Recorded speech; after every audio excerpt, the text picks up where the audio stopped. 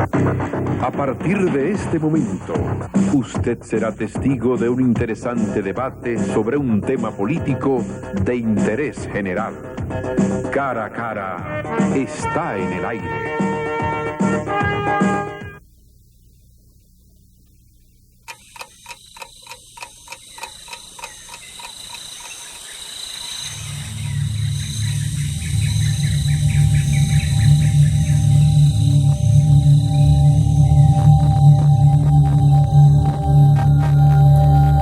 Isla de Tinian, suroeste del Pacífico. Centro estratégico de la guerra aérea estadounidense contra el Imperio japonés.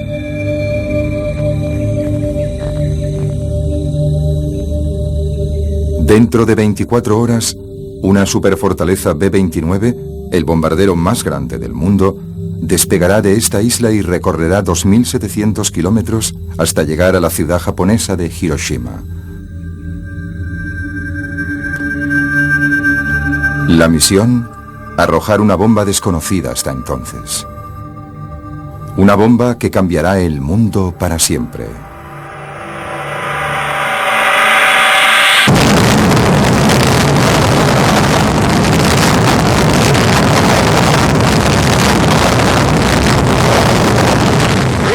Tres cámaras situadas a 10 kilómetros filmaron estas imágenes que muestran la liberación de energía más concentrada que ha conocido la historia.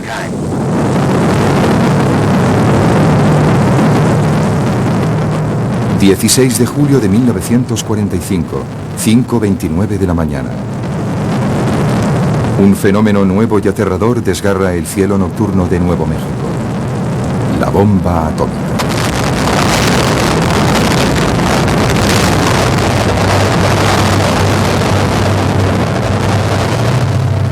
Este es su programa Cara a Cara, espacio donde siempre presentamos temas de interés general.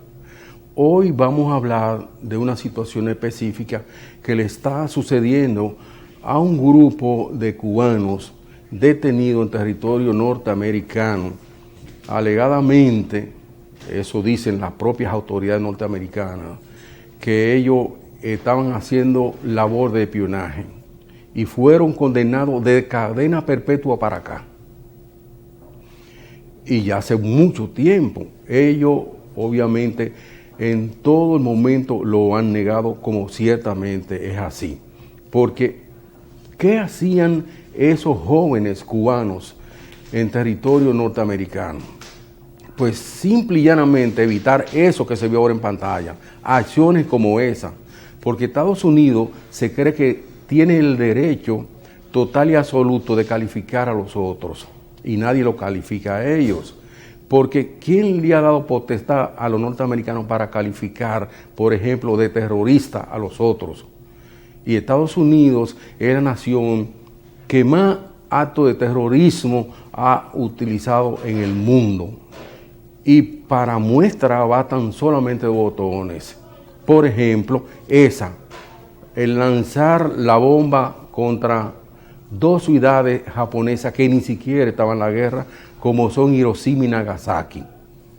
Ahí, con la sola explosión, la primera, se fueron, de pique, más de 300.000 almas, con un solo bombazo, 300.000 almas. Y Estados Unidos lanzó entonces la segunda, la de Nagasaki. Ha sido la única potencia que ha utilizado la bomba atómica y contra poblaciones que no estaban en guerra, o sea, poblaciones indefensas, niños, gente desarmada, etc. Pero eso Estados Unidos lo ha hecho en otras ocasiones. Por ejemplo, cuando la guerra de Vietnam. Todavía hay gente que está sufriendo las secuelas de esa hecatombe, donde las propias autoridades norteamericanas, que dicho sea de paso, admitieron que fueron derrotadas, dijeron que la utilización del napalm prohibido mediante los acuerdos internacionales, porque el napalm es una bomba que es fuego por todos los lados, y la cera y quema y mata, que eso no tiene nombre. Y además el llamado agente naranja, que aún hoy en día sigue produciendo víctimas hasta en niños, porque ese veneno, esa sustancia, está todavía en la selva de Vietnam, está en la atmósfera y le está causando deformaciones graves, difíciles, inclusive a bebés. Óigase, a 70 años prácticamente después de esa guerra, de esa conflagración.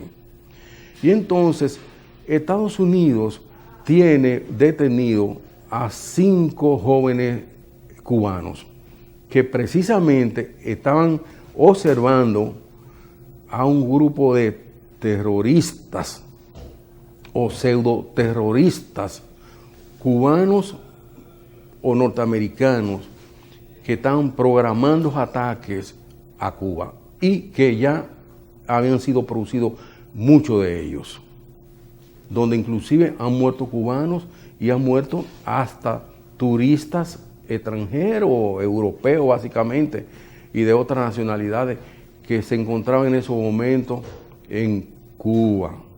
Entonces, hay un movimiento internacional que está solicitando, demandando la libertad de estos 5 cubanos. No ha habido pero que valga. La solidaridad mundial está de acuerdo con esto.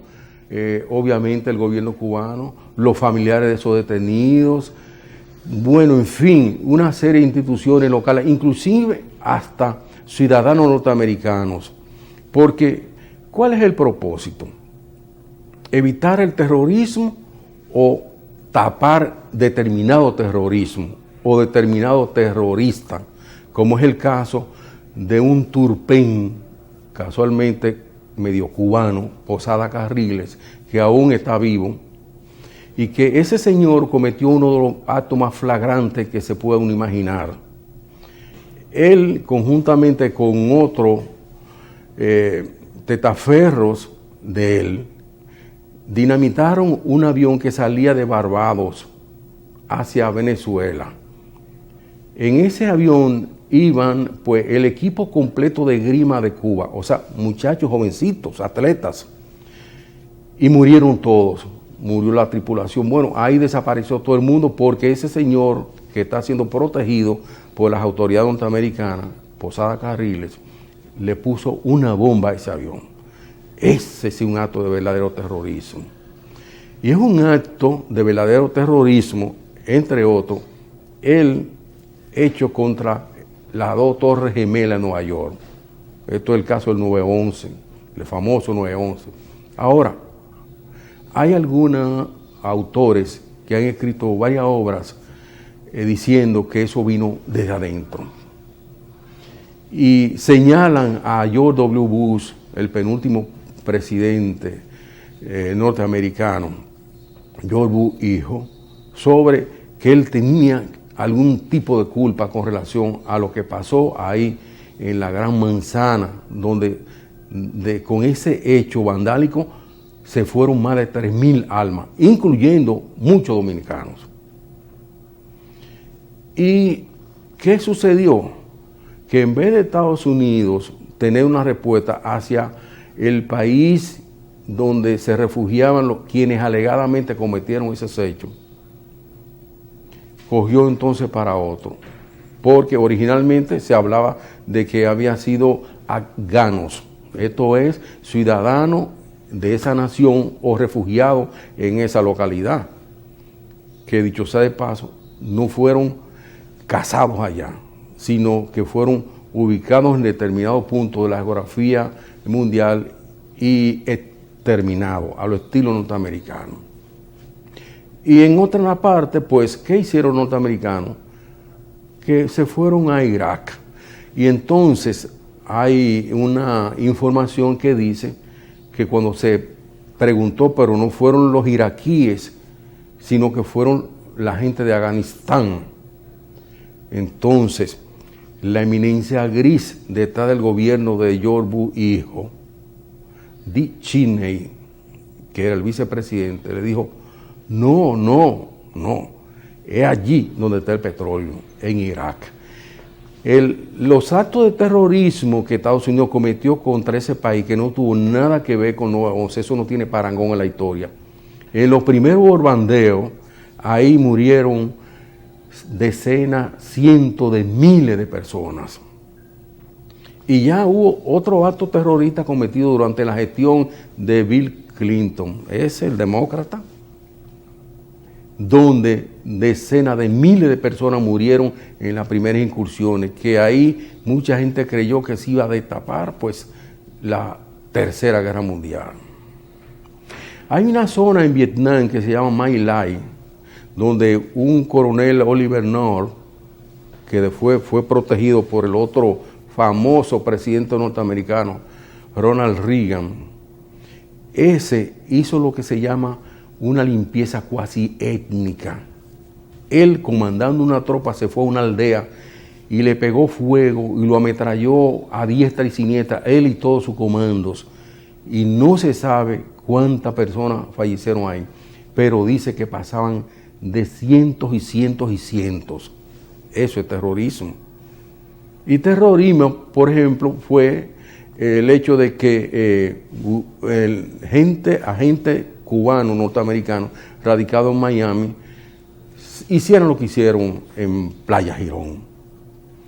Y terrorismo es lo que pasó aquí en el 1965, cuando ellos vinieron a acabar con el ensayo democrático que nosotros como país tratamos de restaurar.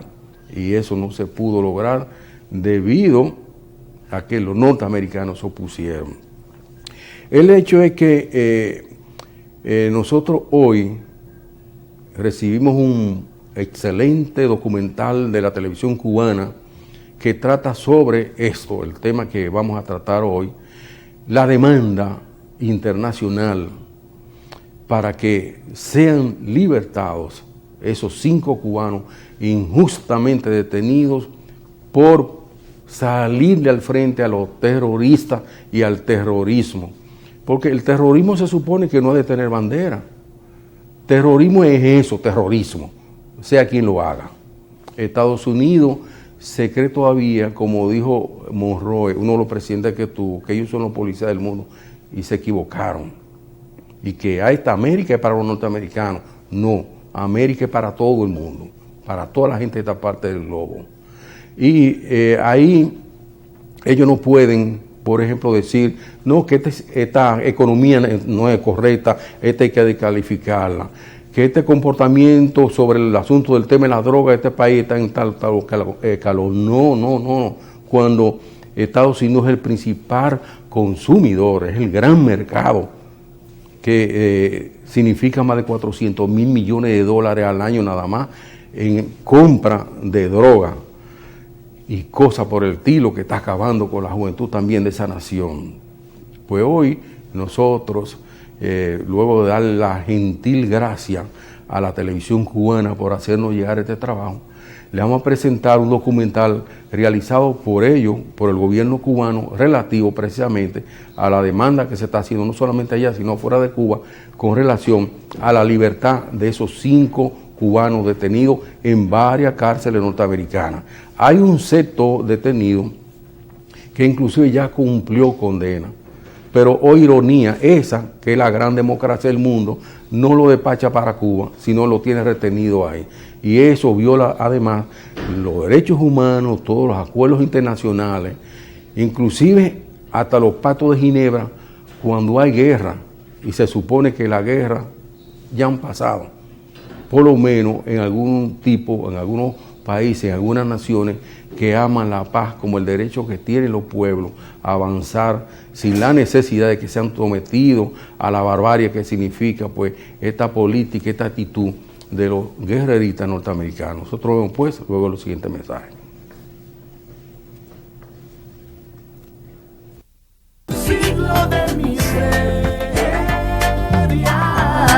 Súmate a las voces que reclaman el 4% del Producto Interno Bruto para la educación, como lo establece la ley. El progreso de un país descansa en su educación y corresponde al Estado hacer la justa inversión.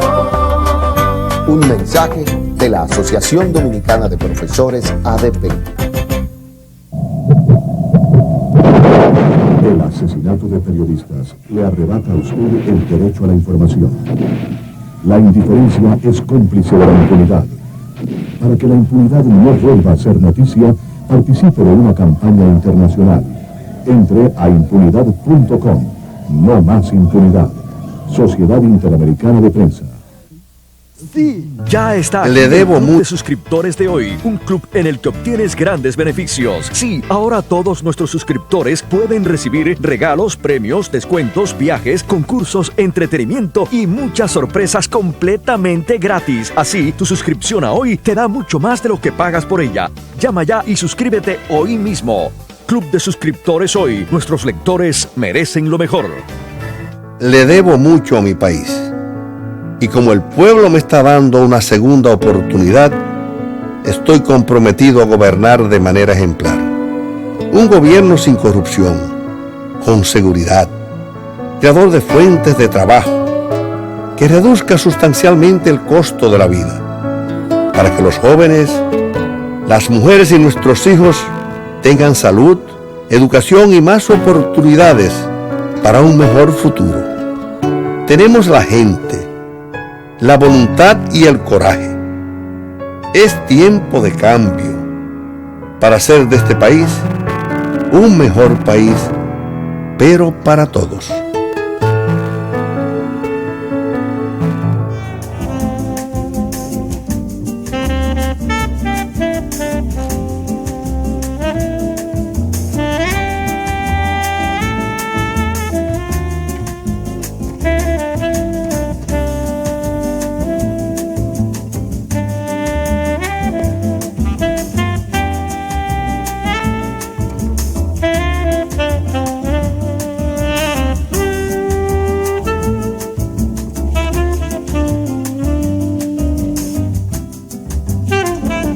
Restaurant Mesón de La Rioja.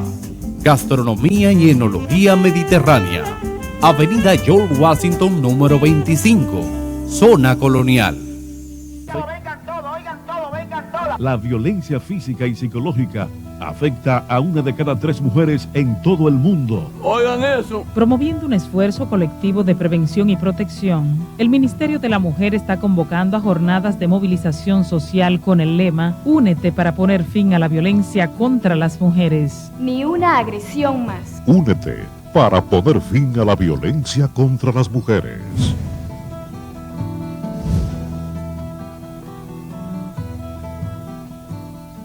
Son los hombres que faltan de este pueblo. Yo creo que ellos representan lo mejor del cubano. Nada ha podido contra el optimismo de ellos y la certeza de que algún día van a ser liberados. Ellos fueron con una tarea al servicio de la humanidad. Todo el caso de los 5 no es otra cosa que parte de la política norteamericana de apoyar el terrorismo contra Cuba.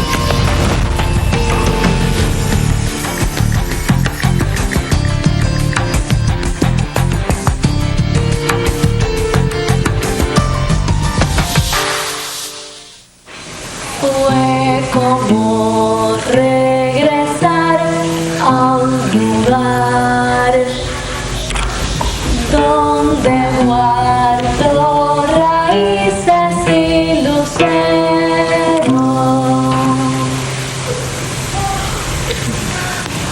Ellos van a regresar. Van a regresar.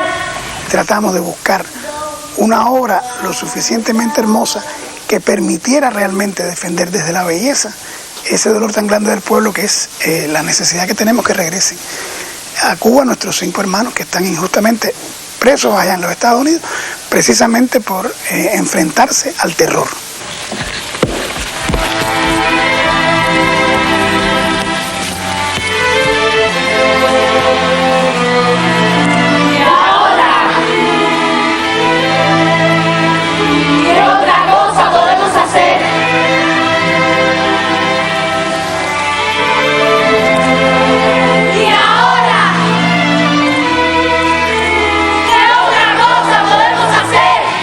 Pienso que falta seguir incidiendo dentro de Estados Unidos.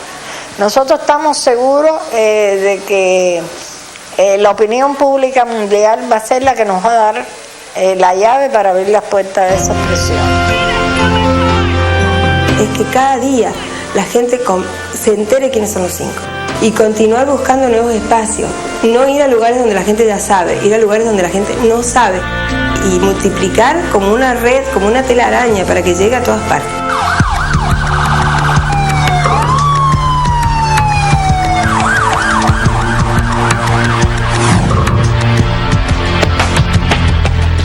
The 5 were convicted. It was overturned by the court in Atlanta, then reinstated. So after the Supreme Court refused to hear the case, their convictions were entered and final.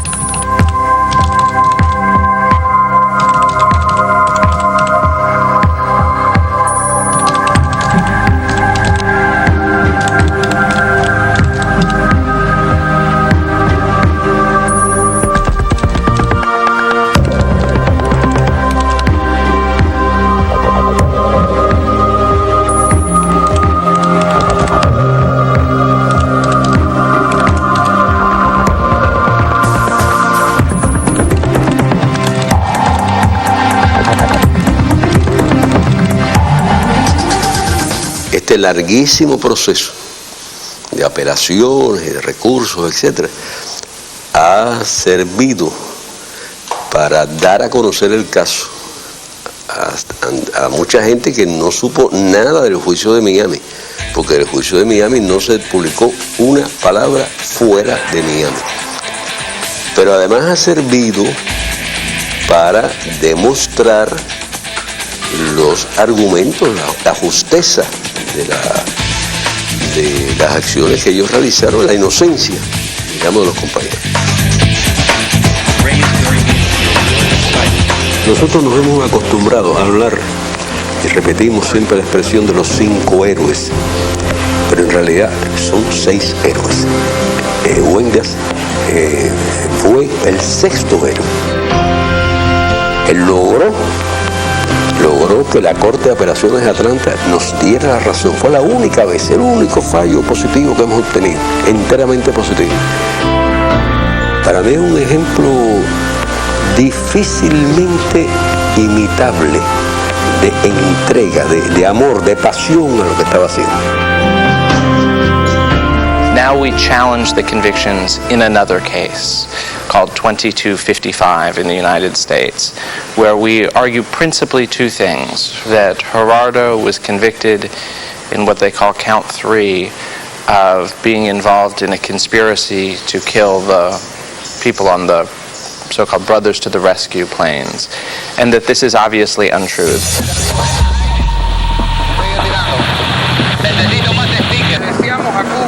Esa acusación terrible contra él se fundamentaba en el incidente que ocurrió el 24 de febrero de 1996, cuando unas aeronaves de una organización terrorista fueron derribadas aquí frente a La Habana, hecho respecto al cual Gerardo no tuvo ninguna relación. El propio gobierno de Estados Unidos reconoció su fracaso en demostrar la participación de Gerardo en ese incidente. Desde el año 96 se le ha estado pidiendo al gobierno de Estados Unidos que entregue las imágenes que tomaron los satélites espaciales norteamericanos que registraron dónde fue el incidente, cómo fue, etcétera, etcétera. Curiosamente, han pasado 15 años y el gobierno de Estados Unidos se sigue negando a que nadie pueda ver esas imágenes de sus satélites.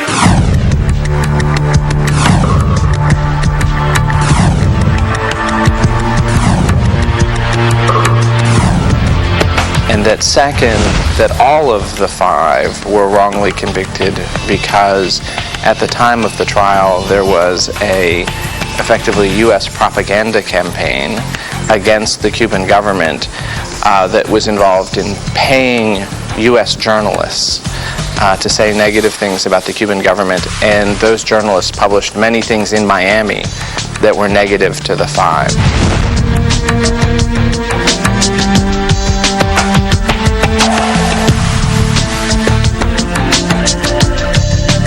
pero no se sabía hasta el 2006 que empezó a saberse de que esos medios periodísticos de Miami en realidad eran pagados por el gobierno federal. O sea, esa campaña de hostilidad y de odio fue financiada por el gobierno, lo cual es una violación absoluta de los principios del debido proceso judicial, etcétera, etcétera, y que bastarían para declarar nulo y sin valor todo. So we make those arguments, and those arguments are in front of Judge Leonard, who is the judge who was the one who originally oversaw the case, and we wait to go in front of her and argue. There are limited options for all of the five, including Gerardo. So we have the 2255, which will be heard by Judge Leonard sometime in the middle of the year, probably. If we lose, then we go on appeal to the Court of Appeals in Atlanta again, and if we lose there, then we can try the U.S. Supreme Court. So that is really his basic option in court. Pero en realidad lo que va a decidir, lo que va a definir es la batalla política, pero entendida sobre todo como la solidaridad.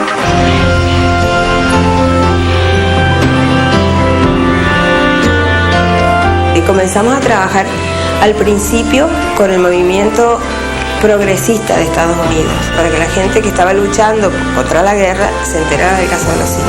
A partir de los últimos años hemos comenzado a hacer otro tipo de actividades, hemos comenzado a hacer exposiciones de las pinturas de Antonio, de las caricaturas de Gerardo, para llevarlo a un sector del pueblo norteamericano que le interesa el arte y la cultura. ¿Cómo es posible que estas personas hagan dejación de sus problemas, de su tiempo que necesitan para dedicarlo a difundir el caso de los 5, hacer acciones para que se conozca más y cómo tienen tiempo para escribirle, tiempo para ver qué libros quieren para comprárselos y hacérselos llegar? Y entonces todo eso también te da fuerza para luchar, porque tú dices, no estoy sola. Antes de venir para acá, un niño en el aeropuerto tiene 8 años con su mamá y de pronto me dice, usted es la que lucha por los 5 cubanos, ¿verdad, señora? Yo me quedé, digo, ¿y tú sabes algo de los 5? Un niño cuando le pregunté qué edad tú tienes, me dice 8 añitos. Y entonces este niño enseguida me dice, sí, son 5 cubanos que fueron para salvar su pueblo, pero los americanos no quieren entender eso y los tienen presos. Eso a mí me conmovió mucho. Son gente que creen en el ser humano, creen en la paz, creen en la justicia. En las manos de esa solidaridad internacional, en su hacer diario, en su manera de proyectar esta lucha en sus diferentes países, está la salvación del regreso.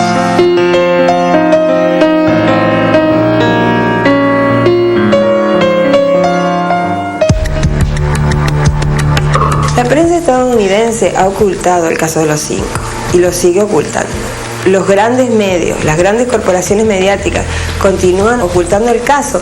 Podríamos contar con los dedos de una mano si ha salido un artículo, pero fuerte, de un medio corporativo que hable de los 5 y que hable de los 5 de una forma objetiva. No lo hacen y lo siguen ocultando. Nosotros tenemos, por ejemplo, ya 2 casos de la CNN que nos contactan, hacen las entrevistas y después no la publican. Nosotros hemos tenido que luchar mucho para tener un espacio de verdad en muchos lugares del mundo, en muchas cadenas televisivas, en muchas emisoras de radio. Hemos tenido que valernos de muchos medios alternativos. Y en ocasiones sí, ya por la envergadura que ha tomado la solidaridad, precisamente por la cantidad de hombres y mujeres que se han unido en nuestro caso, muchas cadenas de prensa conocidas han tenido que permitirnos un espacio y permitirnos hablar con toda la verdad en la mano.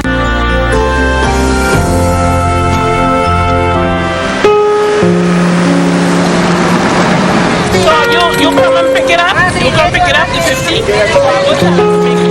I need to get in. Era el día de la función más esperada por todos nosotros, la función en la ONU. Vino Bruno nos abrazó a todos, nos dio suerte, que yo sé que ustedes lo van a hacer bien, pero bueno, ya dijimos, ya no podemos más hablar con los 5 porque ya Gerardo era el último minuto y en eso llama además René, y ya René se podía hablar más con nosotros, entonces también fue para dedicarnos toda la energía, para darnos tremenda fuerza, y yo sé que ustedes lo pueden hacer bien porque ustedes hasta ahora lo han demostrado, no sé qué, y den todo lo que ustedes hacen, sean ustedes, y eso nos dio tremenda energía, la fusión quedó súper bien.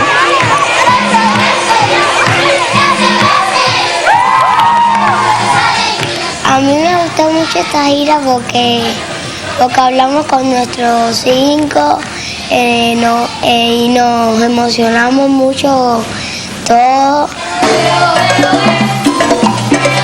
Mi fundación ha patrocinado la gira de la Convenita. Fue para mí una oportunidad propicia para enseñar, para alertar al público norteamericano a la causa y la situación de los 5.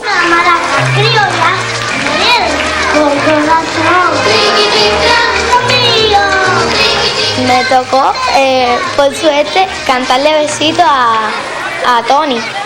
Él me dijo, para todos ustedes también, que él iba a dormir con todos esos besitos que nosotros le habíamos dado. Y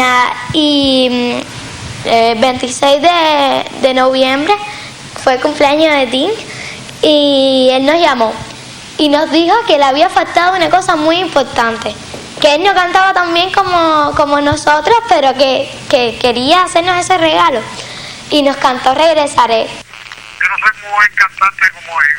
Dice, regresaré y me diré a la vida que he vuelto para ser tu confidente.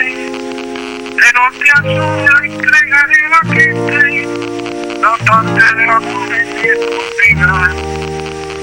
Dejaré la alegría desmedida de quien sabe reír humildemente.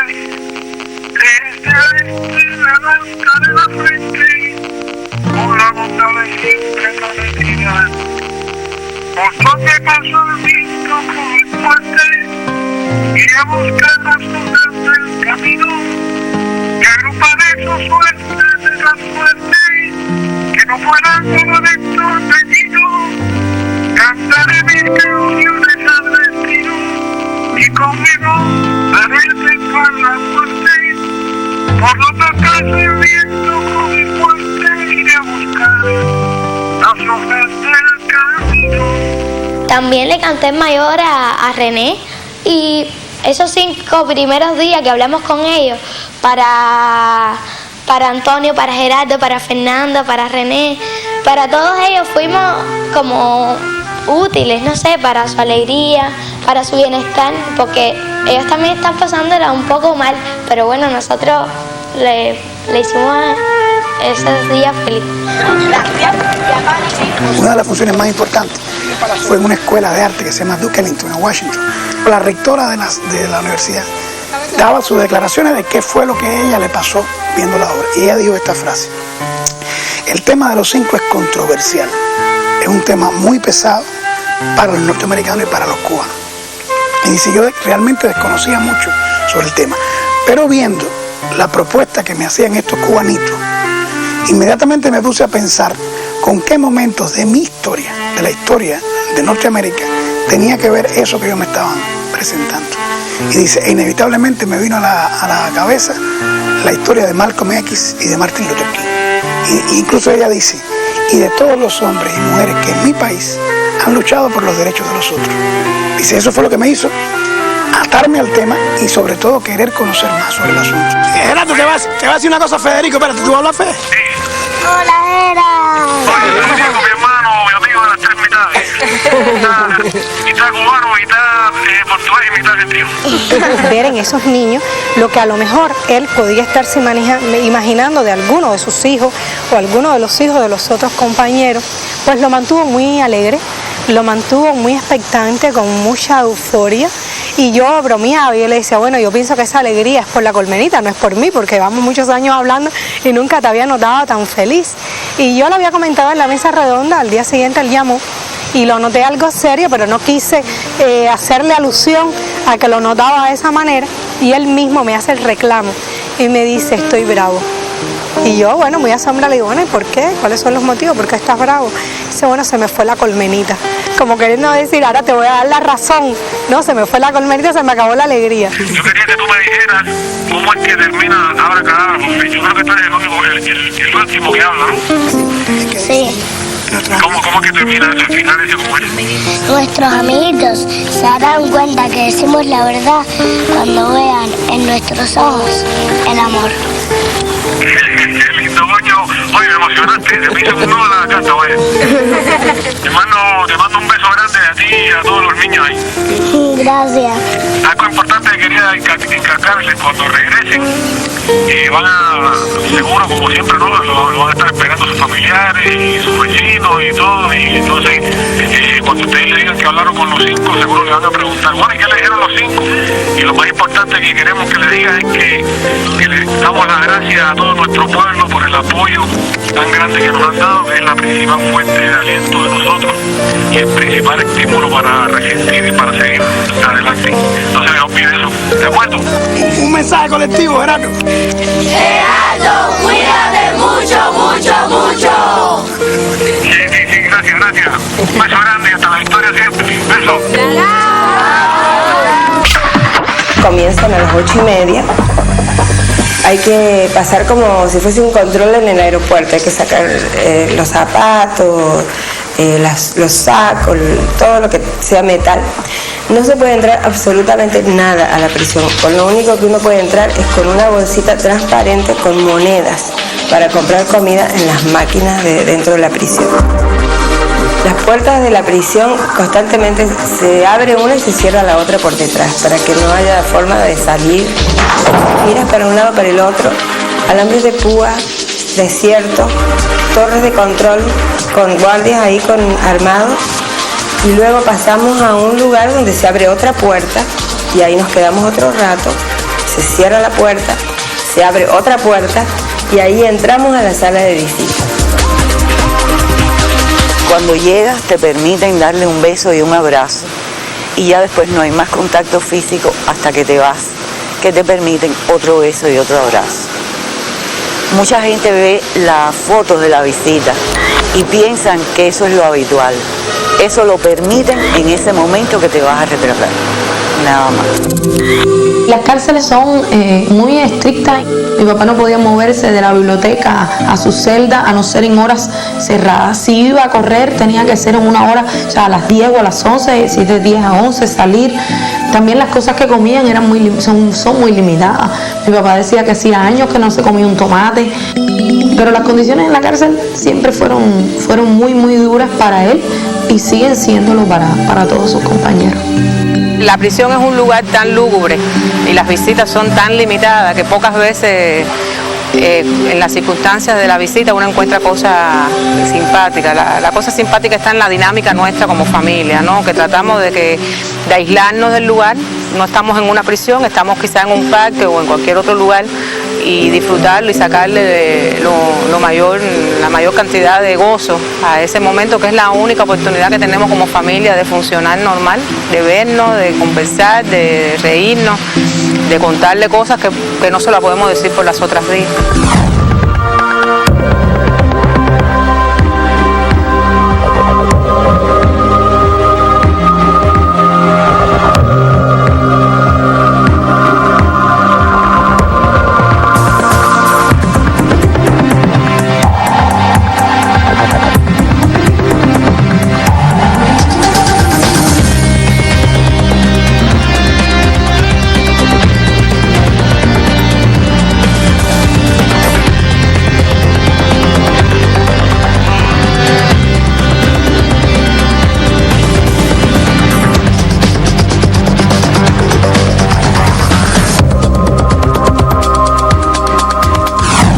Bien por las condiciones, no están bien por la injusticia, no están bien porque la falta de atención médica, pero sin embargo ellos tratan de mantenerse fuertes, tratan de cuidarse en la medida de las posibilidades, porque tratan de estar bien para la familia que lo espera, para el pueblo que confía en ellos.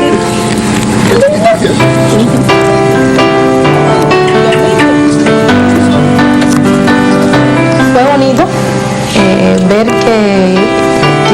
por fin abrazarlo, que mi hermana podía verlo por primera vez en toda su vida sin una ropa de presidiario, poderlo tocar, abrazar, dormir arriba de él en el camino, él en el medio y cada una en cada hombro de él, a no ser cuando estábamos tomando imágenes, yo tomando imágenes, mi hermana tomando imágenes para mandársela a mi mamá, que por otro lado nunca dejó de estar en nuestras cabezas, ¿no? Saber que nosotros estábamos disfrutando de alguna forma, porque es una felicidad muy a media.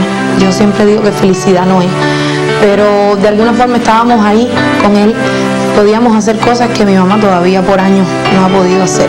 René tiene su esposa, tiene sus hijas y tiene su hogar.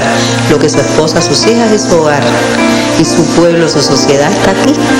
René ya cumplió con esa injusta condena. René tiene el derecho de estar con nosotros. El viejo lo mejor aquí está. Él se hizo el empeño cuando él entró en la prisión que él iba a salir mejor de lo que entró desde todo punto de vista como ser humano, y creo que eso sí él lo ha logrado. Logró comenzar su carrera de economía, que eso lo tiene muy entusiasmado, sus estudios. Ahora cuando yo fui estaba haciendo una prueba de estadística, estaba muy imbuido en su prueba, salió bien, ya recibió la noticia del profesor. Eso me parece que lo ha ayudado mucho y lo va a ayudar mucho en estos momentos.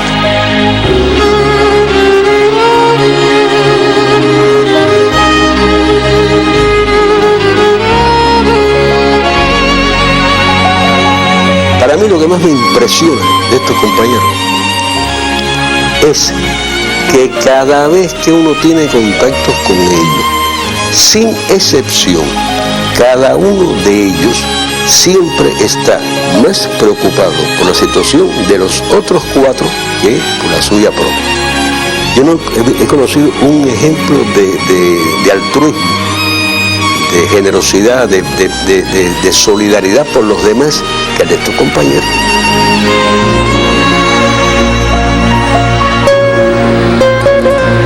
Yo creo que ellos representan lo mejor del cubano. Yo creo que cuando se diga nombre, pongo un ejemplo de cubano, tenemos que poner un ejemplo de cualquiera de ellos. Yo nunca me gusta entrar, cuando yo hablo con el tema de los 5, particularizar con ninguno. Para mí son una unidad, ¿no? Que es el corazón, que son el amor. Ellos sí.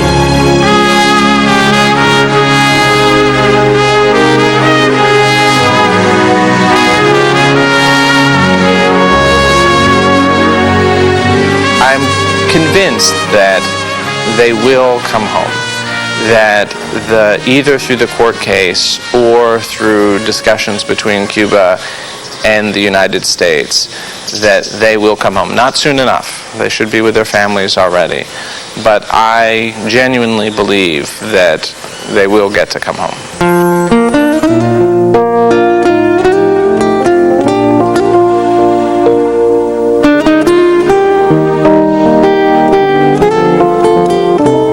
Pienso mucho en mi mamá, que cumple 80 años, que empezó en esta lucha cuando tenía 67 años y que ella todos los días piensa tener el tiempo suficiente para ver regresar a su hijo. Yo digo, si algo tenemos que hacer es lograr que las conquistas que tenemos se mantengan y lograr las nuevas que necesitamos, porque si no, ¿qué sentido tendría tantos años de sacrificio? No podemos acostarnos cada día sin pensar qué se ha hecho por ellos, qué se ha hecho por ellos y por el pueblo, porque al final son nuestros héroes, son los hombres que faltan de este pueblo y los necesitamos aquí, en Cuba, pero también los necesitamos en nuestro hogar y lo necesito yo en mi casa. Detienen el atrevimiento de atacar la embajada de los Estados Unidos. Un cámara militar americano, Robert Salas, filma este documento que fue guardado como un secreto durante mucho tiempo. Le arrancaron un brazo a un marine, tiene la cara quemada. Antes de morir, le queda todavía la fuerza de rezar. Esta serie está compuesta de imágenes desconocidas que hemos encontrado en las filmotecas del ejército americano.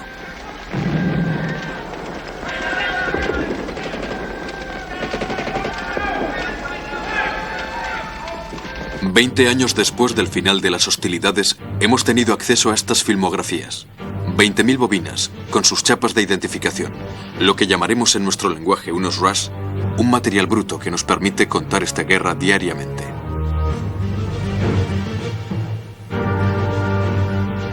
Fue una guerra abominable. La enseñamos tal como fue contada por los cámaras del ejército. La transparencia de la sociedad americana permite hoy difundir tales imágenes.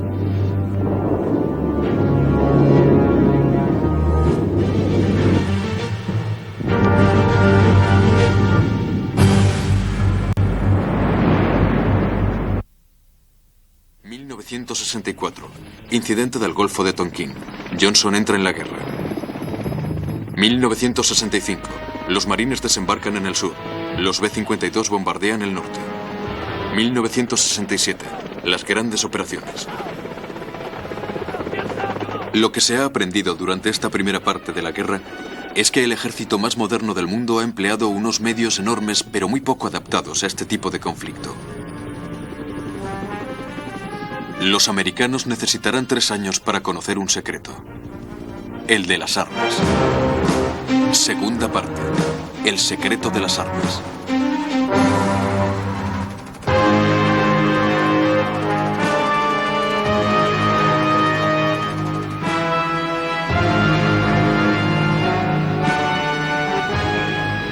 Desde el principio de la guerra, los americanos habían lanzado la operación Rolling Thunder, trueno rodante, con los cazabombarderos Republic F-105, Thunder Chief, McDonnell F-4, Phantom y los bombarderos gigantes Boeing B-52. Machacan el norte de Vietnam. De hecho, centenares de miles de toneladas de bombas son lanzadas sobre los campos. Los principales centros urbanos e industriales permanecen off-limits, prohibidos por el poder político americano que teme una extensión con China. Un informe de la CIA establece un balance severo. Rolling Thunder está considerada como la operación más ambiciosa y la más ineficaz de la historia. Y este informe concluye: Hanoi fue la que ganó esta batalla aérea. El gobierno comunista de Hanoi ganó también porque los soviéticos le dieron los medios para poder ganar. Unos aviones de caza MiG y sobre todo una defensa antiaérea aproximadamente 10 veces más densa y más eficaz que la sin embargo famosa Flak alemana de la Segunda Guerra Mundial. Miles de cañones antiaéreos guiados por radar y sobre todo unos cohetes tierra-aire SAM contribuirán a derribar 900 aviones americanos con sus pilotos y sus navegantes.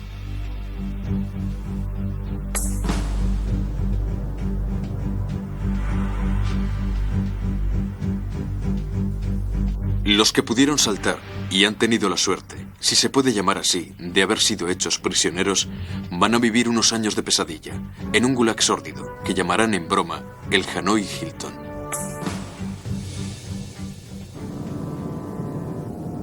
Estas armas no han conseguido su fin: disuadir al norte de seguir el combate en el sur.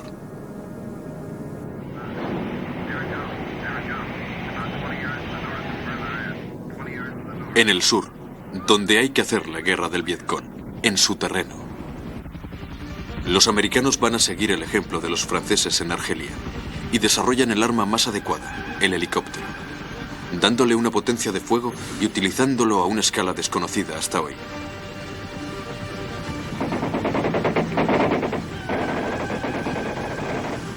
El helicóptero es la movilidad extrema, en el ataque y en la defensa.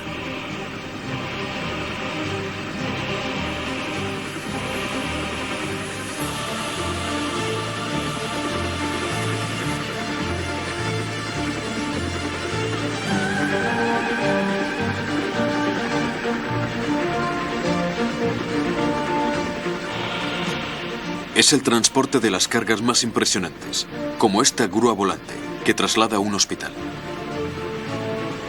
O este gran Chinook, que permite avituallar y mantener los puntos de apoyo aislados. El helicóptero es el rescate de los hombres.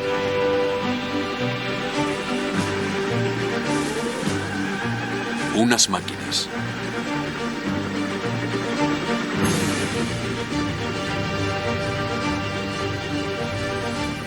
La evacuación de los heridos. Gracias al DASOF, el coche escoba, los americanos van a conseguir verdaderamente reducir sus pérdidas.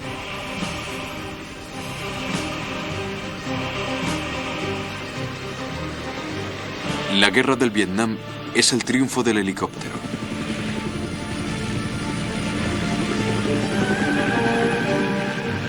Realizarán el número astronómico de 36 millones de salidas operacionales.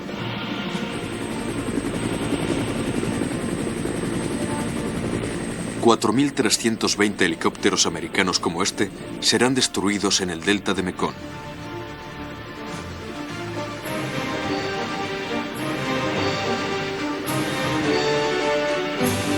O este otro, derribado cerca de Pleiku.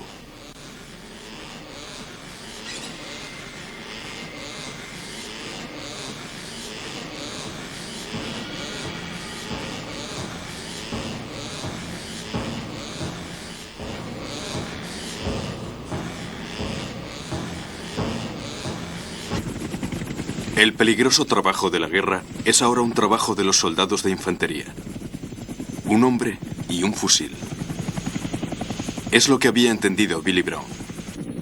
Habíamos seguido a este joven recluta de Kansas durante su estancia de 1 año en Vietnam. Cuando había llegado a su unidad en esta sección perdida del segundo campo Stephanie, cerca de Chulai, había descubierto la realidad del combate y del arma principal del Marine, el fusil M16. El M16, un arma innovadora, dotada de un calibre hasta entonces reservado a las pistolas, las carabinas de salón y el rifle del 22. Pequeños cartuchos, pero en gran cantidad. Un disparo muy rápido. Lo que se busca no es tanto la capacidad de alcance y la precisión, que la potencia de fuego. Es el equivalente para esta guerra de la bayoneta que se utilizaba en las guerras anteriores, el arma de disparos de ráfaga. Fabricado por la famosa firma Colt, el M16 es ligero gracias al uso de plástico, pero al principio, sobre todo, se encasquilla a menudo, como aquí durante la operación Jackson City, donde en pleno combate hemos visto a un marine perder la paciencia.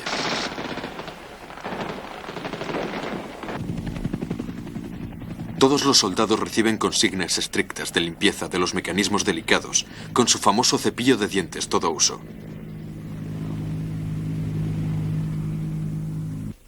A este precio, y después de algunas modificaciones, el M16 se revelará un arma terrible. Pero como dice Billy, sí que lo necesitamos, puesto que nuestros instructores nos han enseñado el fusil de Charlie, el Vietcong, y menudo fusil que tiene. Very effective, muy eficaz.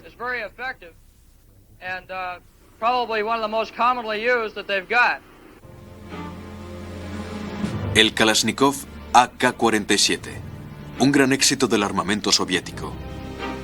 Los guerrilleros del mundo entero lo han utilizado y siguen utilizándolo. La Unión Soviética ha diseminado millones en el planeta.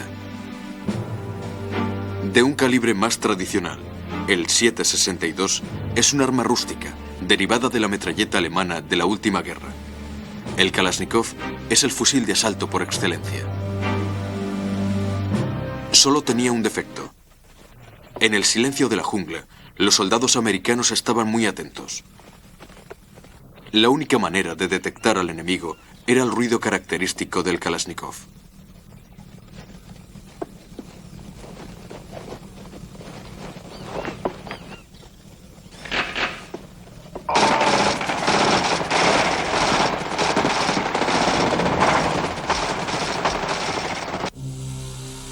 La jungla. Miles de kilómetros cuadrados de jungla. La jungla es un arma, una de las más terribles del Vietcong. Le esconde, le protege. Esta es su casa. Allí lleva 20 años combatiendo.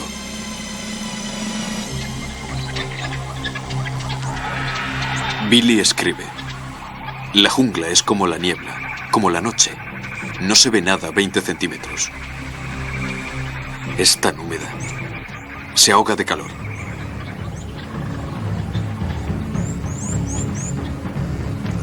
Hasta nuestro sargento no pudo aguantar.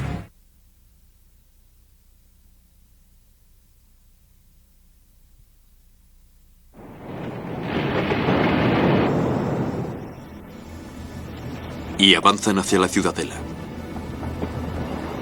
La parte de la ciudad donde está instalado simbólicamente el puesto de mando del Vietcong.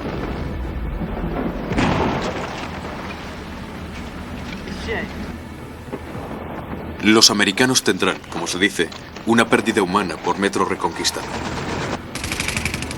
El Washington Post titula: la más larga y más sanguinaria batalla de la guerra. En su película La chaqueta metálica, Stanley Kubrick la incluirá como la acción más violenta.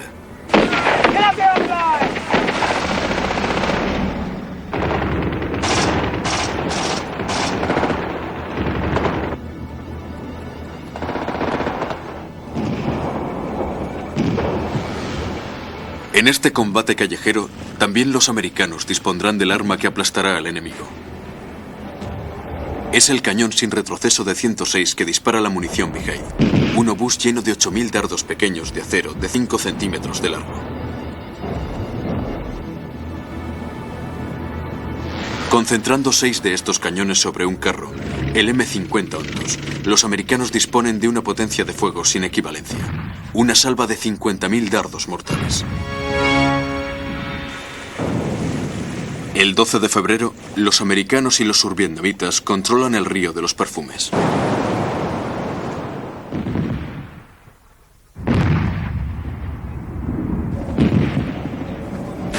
En el corazón de la ciudadela, el Palacio Imperial sigue resistiendo.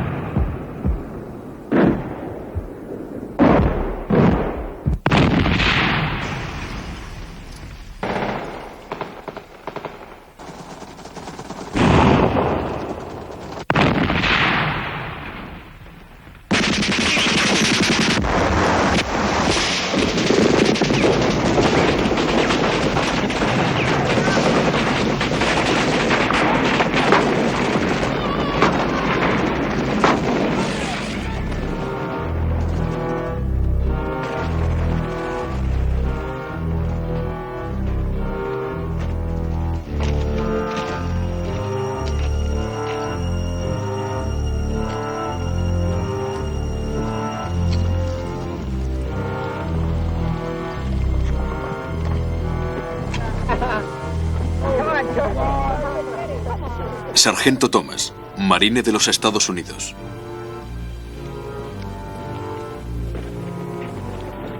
El Ejército del Sur reivindica, aquí también simbólicamente, el asalto final. El regimiento de élite de las Panteras Negras sube calmadamente al combate. Uno de los soldados survietnamitas, en el centro, lleva la bandera de Saigón que ondeaba sobre la ciudadela el 24 de febrero de 1968.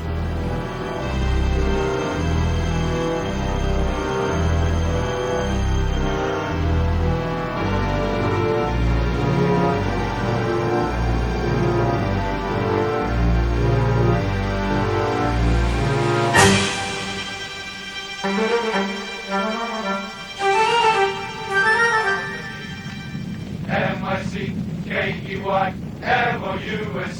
Mickey Mouse, Mickey Mouse, Mickey Mouse, Mickey Mouse. Forever let us hold our banner high, high, high. Mickey Mouse, Mickey Mouse, Mickey Mouse, Mickey Mouse. Forever let us hold our banner high, high, high, high. Boys and girls from far and near, you'll love.